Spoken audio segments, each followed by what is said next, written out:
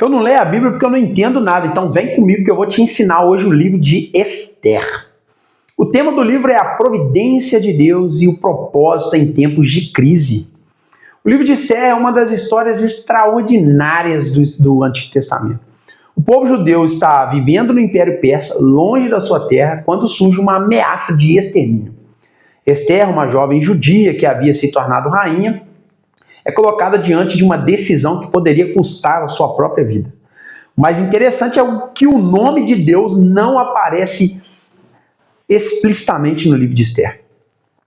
Mesmo assim, Deus está presente em cada detalhe da narrativa. Vem comigo. O livro nos ensina uma verdade poderosa. Mesmo quando Deus parece silencioso, ele continua trabalhando nos bastidores. A história acontece durante o domínio do Império Persa, provavelmente durante o reinado de Assuero, Xerxes I. Você pode estudar isso na história da humanidade, a história bíblica. Muitos judeus ainda permaneciam na Pérsia, mesmo depois de Ciro ter permitido o retorno para Jerusalém. Nesse cenário surge uma conspiração liderada por Amã, um dos homens mais importantes do Império. Seu objetivo era destruir todos os judeus. Mas Deus já havia colocado uma mulher na posição estratégica para impedir essa tragédia. Nós podemos dividir o livro de Esther em 4 grandes partes. Na primeira parte, no capítulos 1 e 2, nós vamos ver Esther se tornando rainha.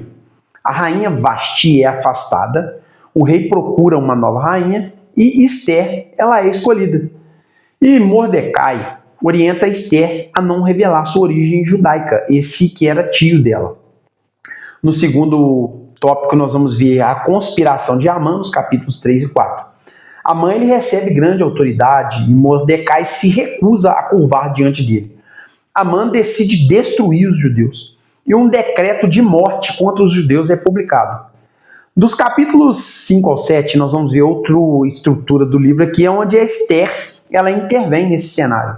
Esther ela jejua, entra na presença do rei sem ser chamada, convida o rei e Amã para banquetes e Amã ele é desmascarado e o rei ordena a sua execução. Capítulos 8 ao 10 nós vamos ver o que? O livramento dos judeus. Mordecai ele recebe autoridade, um novo decreto é publicado, os judeus se defendem e o povo é preservado. O tio de Esther aqui agora ele recebe autoridade. E aí é instituída a festa do Purim. Essa festa do Purim é uma celebração judaica que lembra o livramento dos judeus do plano de extermínio de Amã no Império Persa, conforme narrado no livro de Esther. É a data em que Amã lançou sortes para determinar quando destruiria os judeus. Após o livramento, Mordecai e Esther estabeleceram a celebração como um memorial.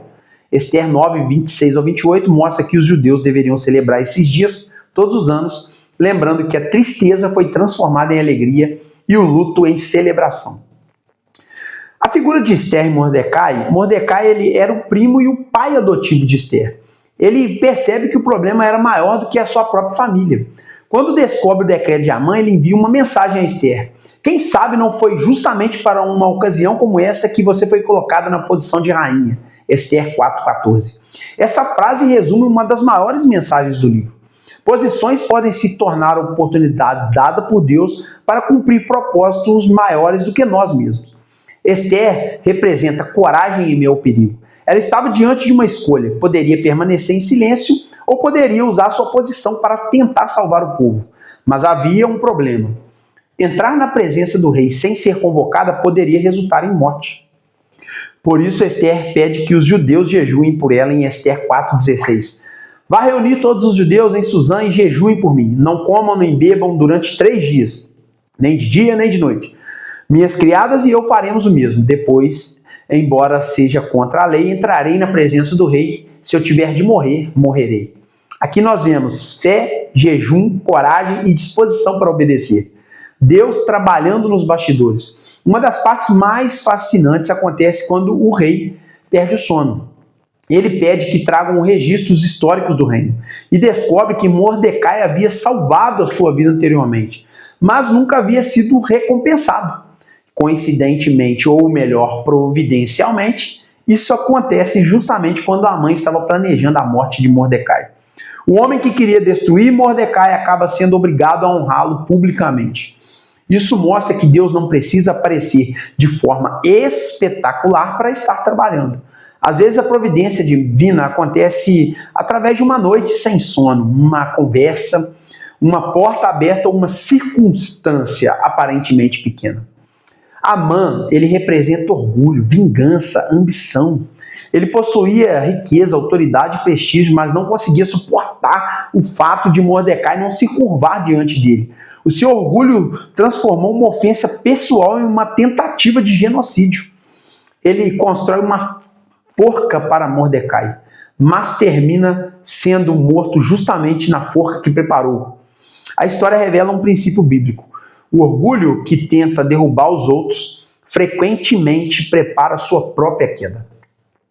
As grandes lições que podemos tirar do livro de Esther, primeira, é que Deus trabalha mesmo quando não percebemos. O livro não registra grandes milagres. Não há mar se abrindo, fogo descendo do céu, não há profeta realizando grandes sinais, mas existe providência. Deus está conduzindo cada acontecimento. Outro ponto que podemos aprender com este livro é que Deus coloca pessoas em lugares estratégicos. Isso até os dias de hoje. Se você está gostando, deixe seu joinha, deixe seu comentário, me siga nas redes sociais, TikTok, Facebook, Instagram, Pastor Laio Nunes. Deixe seu comentário, compartilha, ativa o sino de notificações para você receber os vídeos aqui do canal. Outra coisa que nós aprendemos, queridos, é que Deus coloca pessoas em lugares estratégicos. Esther não chegou ao palácio por acaso. A sua posição se tornou uma ferramenta para preservar vidas. Isso nos ensina que talvez, e com certeza, Deus te colocou em determinados ambientes, não apenas para ser abençoado, mas para abençoar e proteger outras pessoas. Coragem não significa ausência de medo. Esther sabia do risco. Mesmo assim, decidiu agir. Coragem é fazer o que precisa ser feito, mesmo com medo. Nós aprendemos também que jejum prepara o coração para decisões difíceis. Antes de enfrentar o rei, Esther ela convoca o povo para jejuar. A crise não a levou primeiro à estratégia, levou à dependência de Deus. Outro ponto que aprendemos aqui grande fortemente, queridos, é que o orgulho destrói. Amã tinha praticamente tudo, mas seu orgulho levou à ruína. A história demonstra que posição sem caráter pode se transformar em destruição, seja uma posição eclesiástica, uma posição na sociedade. Olha, nós aprendemos também neste livro que Esther aponta para Jesus. Esther arrisca a sua própria vida para salvar o seu povo. Jesus entrega a sua vida para salvar pecadores. Esther intercede diante de um rei. Jesus é o nosso perfeito e único intercessor diante do Pai. Esther trabalha pela preservação do povo judeu. Jesus veio trazer salvação a pessoas de todas as nações. A história de Esther também demonstra que Deus preservou o povo judeu mesmo diante de uma tentativa de destruição. E dessa linhagem preservada viria o Messias.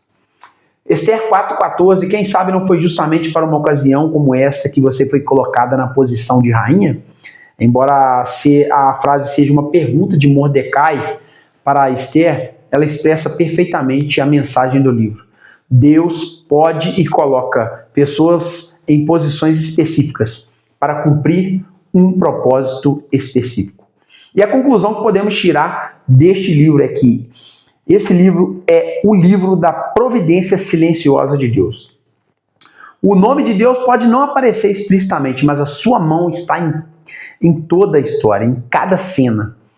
Ele estava na escolha de Esther, ele estava na posição de Mordecai, estava na insônia do rei, estava na queda de Amã, estava na preservação dos judeus e estava conduzindo a história de redenção.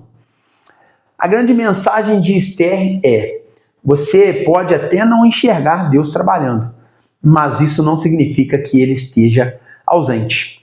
E a pergunta que o livro deixa para nós é: e se Deus tiver colocado você exatamente onde está hoje, para cumprir um propósito que vai muito além da sua própria vida?